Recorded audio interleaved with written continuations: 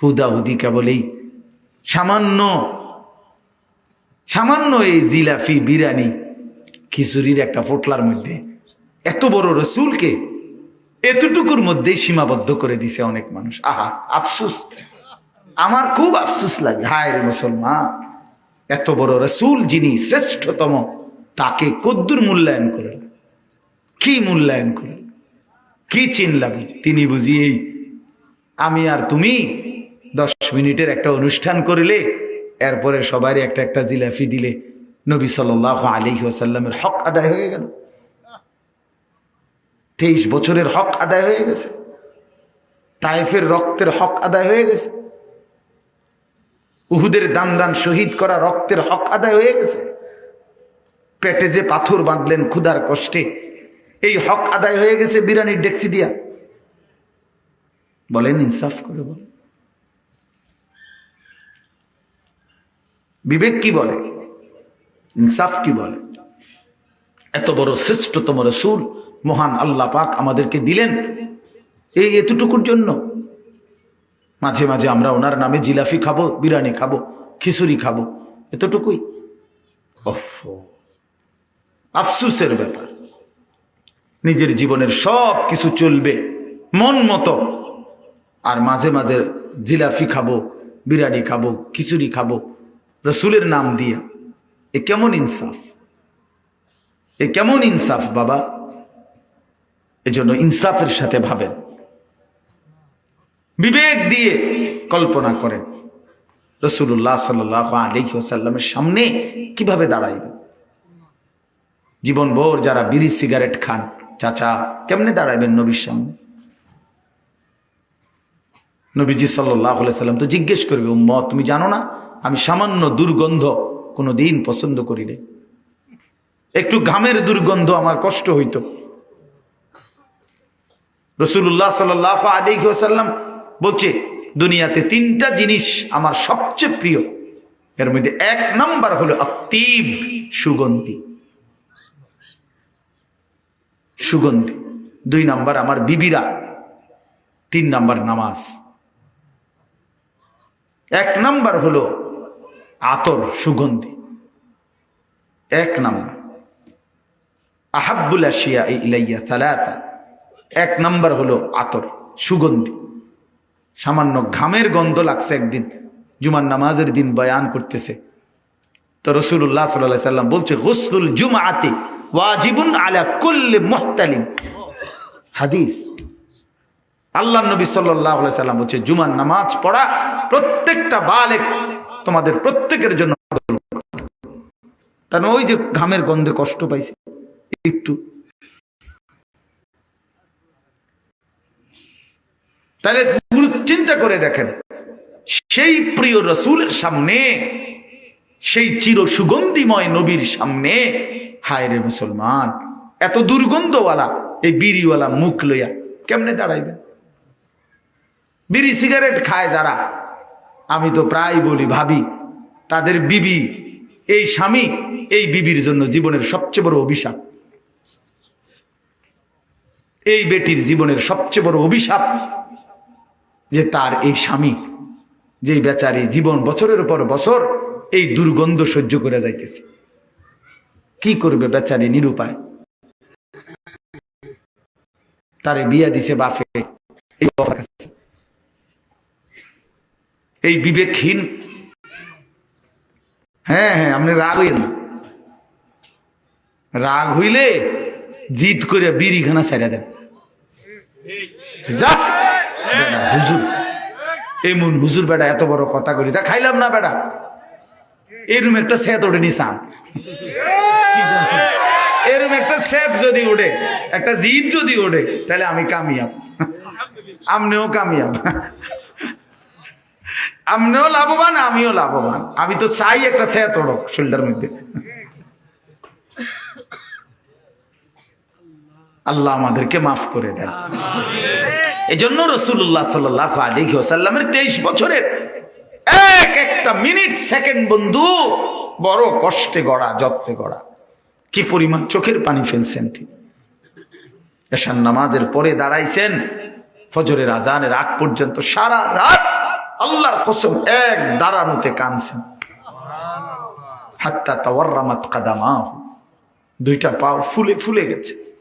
আম্মা জান আয়েশা বলেন দুইটা পাও ফুলে ফুলে গেছে। সারা রাত উম্মতের জন্য কেঁদেছে, পেটে পাথর বাঁধছেন ক্ষুধার কষ্টে, পিঠে পাথরের আঘাত সয়েছেন তায়েফের ময়দানে, দান দান শহীদ করে বেহুশ হয়ে উহুদের ময়দানে পড়েছিলেন। হাসরের ময়দানে নবীজি উম্মতের আমল নামা দেখে বলবে, ভাইয়া উম্মত, এতদিন তুমি আমার উম্মত ফজরের নামাজ পড়ো নাই, 40 বছর আমার উম্মত হয়ে মিথ্যা বলছো, 40 বছর টানা সুদ খাইলা, মিথ্যা বললা, একটা বছর 2টা বছর কোনোদিন ফজরের নামাজ পড়লা না। উম্মত এমন পাশার কেমনে হইলা? আমার মতো শ্রেষ্ঠ নবীর উম্মত হয়ে একই আমল নামা দেখাইলা। আমার তায়েফের রক্ত, আমার উহুদের দান দান শহীদ, আমার পেটের পাথর বাঁধার ক্ষুধার কষ্ট সব এভাবে বিসর্জন দিয়ে দিলা। আমি কি তোমার জন্য কাঁদি নাই? আমি কি তোমার জন্য চোখের পানি ফেলি নাই? আমি কি তোমার জন্য বুকের রক্ত, পিঠের রক্ত ঝরাই নাই? বলেন, কোনো বাচ্চাকে যদি কোনো বাবা 6 বছর পড়ায়, মনে করেন ইউনিভার্সিটিতেই পড়ছে, লাখ লাখ টাকা খরচ করছে, তো 4 বছর পরে ফলাফল আসছে ফেল, তো এই বাপ কি পরিমাণ কষ্ট পাবে? তার কি পরিমাণ কলজাটা ছিঁড়ে যাবে? সেই বাপ কি পরিমাণ কষ্ট নিয়ে বলবে, ফুত 4 বছরে তুই আমার না হয়তো 50 লাখ টাকা শেষ করলি, বিনিময়ে এই সার্টিফিকেট। আহারে বাপ, তুই জানো না আমি কি কষ্ট করে টাকাটা কামাইছি। মাথার ঘাম পায়ে ফেলে এই প্রবাসীদের এক একটা টাকা এমনি ঘামের মধ্যে ভিজা, ঘামে ভিজা, এই পরিমাণ কষ্টের টাকা, প্রবাসীর টাকা। আমি তো দেখছি আমার জীবনে, আমি যে কয়বারই হজ ওমরায় গেছি, প্রবাসীদেরকে দেখছি, তাদের আমি দুবাই গেছিলাম কিছুদিন আগে, আরে এয়ারপোর্টে দেখছি আমার প্রবাসী বাংলাদেশ কান্দা, আমারে দেখা ছেলে ফেলে, অনেক ছেলে কি কান্দা যে কাঁদছে, জড়ায় ধরে ধরে এক এক ছেলে, যে হুজুর আপনার কথা শুনি আমরা, কিন্তু কয় যে হুজুর কি কষ্টে আছি, আল্লাহর কসম জীবনের কোনো সুখ বলতে, আনন্দ বলতে কিচ্ছু নাই, শুধু কাম আর কাম, শুধু কাজ আর কাজ। এই শুধু বউ বাচ্চার দিকে চাইয়া, সংসারের দিকে তাকাইয়া বুকে পাথর বাইন্দা পড়ে আছি। অসংখ্য প্রবাসী কলিজার কষ্ট তো বলে না রে বাপ, সে কি পরিমাণ কষ্ট করে। হ্যাঁ, এত কষ্টের বিনিময়ে 32 বছর, এইবারও দেখছি এক ভাই জিদ্দা থাকে 32 বছর ধরে। তো বেটা যদি 32 বছর বিদেশে করে, সৌদি আরব থাকে, এই বেচারা জীবনের আনন্দ আর কই, তার জীবনটা তো এমনি শেষ না?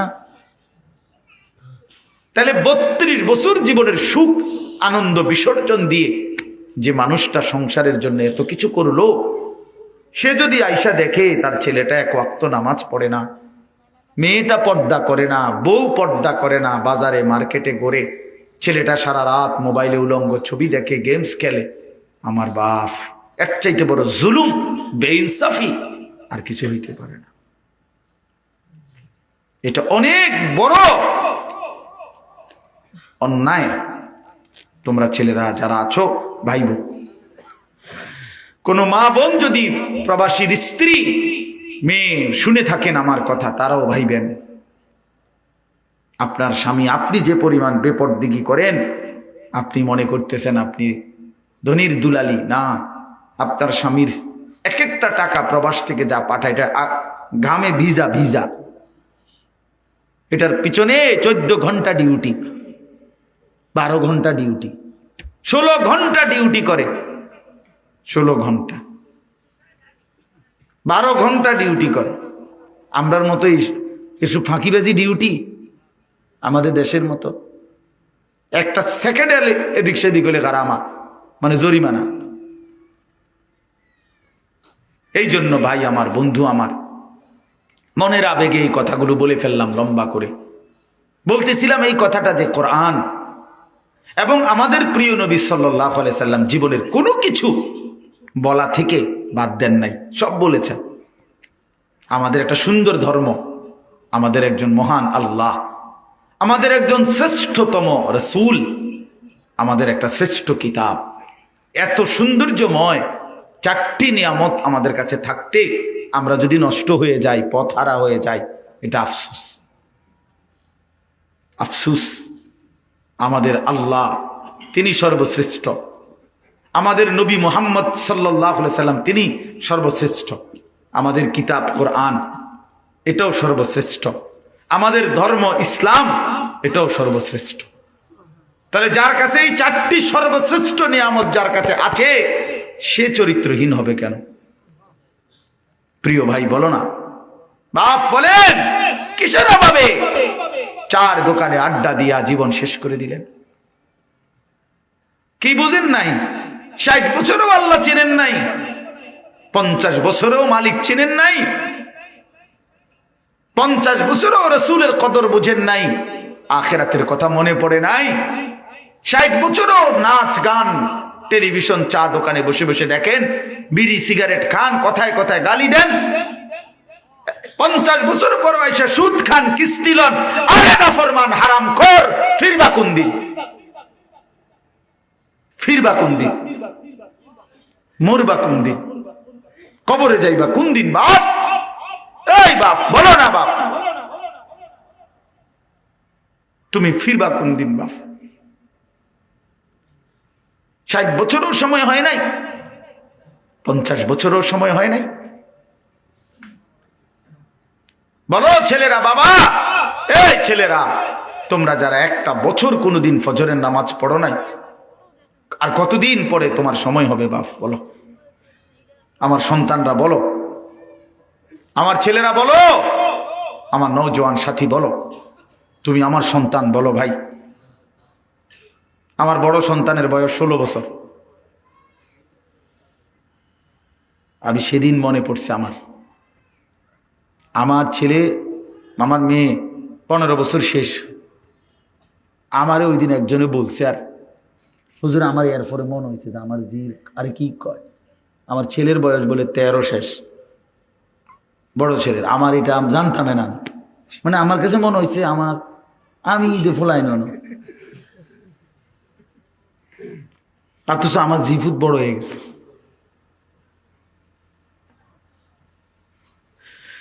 হায় মাওলা, এজন্য বাপ তোমাদের ছেলেদেরকেও বলি, বাপ কেন আল্লাহকে বাদ দিলেন?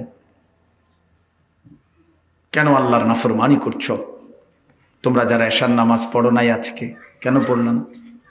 আমি তো দৌড়াই আইসে, কত ছেলে আমার সাথে এনে মুসাফা করতে চাইছে, আমি কারো চেহারার দিকেও তাকাইনি এই নামাজের আগ, কারণ আমি তাড়াতাড়ি উজু করে জামাত ধরতে হবে। হ্যাঁ, আমি যদি হাত বাড়াই মুসাফা করতে, সব হুড়াহুড়ি লাগবে। একজনের দিকেও মাতালগি দিয়েও তাকাইছি না। আমি দেখছি আমার গায়ে হাত দিছে কে কে, মানে মুসাফা করতে বললা হাত বাড়াইছে। এই এখন এশার নামাজের 8 টাইম, কারোর সাথে আমি হাত মিলাইনি। গরম পানি আনছে, আমি জন্য গরম পানিরও সময় নাই, ঠান্ডা পানি দিয়ে উজু করছি, খালাস। তো নামাজ তো মাকসাদ। প্রিয় ভাই আমার, তো তোমরা তো সবাই নিয়ত করছিলা। ছেলেরা তোমাদেরকে বলি, তোমরা তো আজকে জানতা, যে মনে করো যে আমি এখানে আসবো, ওয়াজ শুনবা, তোমরা একটা ভাবনা ছিল, তো তাহলে এশার নামাজটার সাথে পড়লে কি হইতো? বলো ভাইয়া, মাগরিবের নামাজ পড়লে কি হইতো? আর এখন যে আবার গিয়া নামাজ না পড়ে শুইয়া যাইবা, তো তোমার মতো অপদার্থ এই বয়ান শুনে কি লাভ হইল? বলো ভাই, কি প্রয়োজন, লাভ কি হলো? উঠলাও না ফরমান, বসলাও না ফরমান, শুইলাও না ফরমান। আরে দুশ্মন, আল্লাহর দুশ্মন বল না, এত বড় দুশ্মন কেমনে হইলি? বেনামাজি তো আল্লাহর দুশ্মন, বেনামাজি তো রাসূলের দুশ্মন, বেনামাজি ইসলামের দুশ্মন। বেনামাজি শয়তানের বন্ধু, ইবলিসের বন্ধু। বেনামাজি নিজেই শয়তান, বেনামাজি হেতেই শয়তান। আলগা শয়তান টোয়ানের দরকার না, ওইতেই শয়তান। যার কপালে সেজদা নাই সেই শয়তান। আল্লাহ কোরআনে বলছে, ইবলিস তুই আমারে সেজদা দিলা না, আজকের থেকে তুমি শয়তান, আজকের থেকে তুমি রাজিম, অভিশপ্ত। আজকের থেকে ওয়া ইন্না আলাইকাল লানাতা ইলা ইয়াউমিদ্দিন, আজকের থেকে তুই নাফরমানের উপরে কিয়ামত পর্যন্ত আমি আল্লাহর লানত, আল্লাহর লানত করো, আল্লাহর গজব বেনামাজির উপরে, যার কপালে সেজদা নাই। আল্লাহর লানত নিয়া যদি মরে যাও, আজকের রাইতে যদি ঘুম না ভাঙ্গে, ওই নাফরমান, তখন কি করবা? এই মুসলমানের বাচ্চা, তখন কি করবা? আল্লাহ তো বলছে যার কপালে সেজদা নাই তার উপরে আমি আল্লাহর লানত। তো মালিকের লানত নিয়া কবরে গেলে তোরে বাঁচাইবে কে? এই বেটা বলো না, বাঁচাবে কে তোমাকে?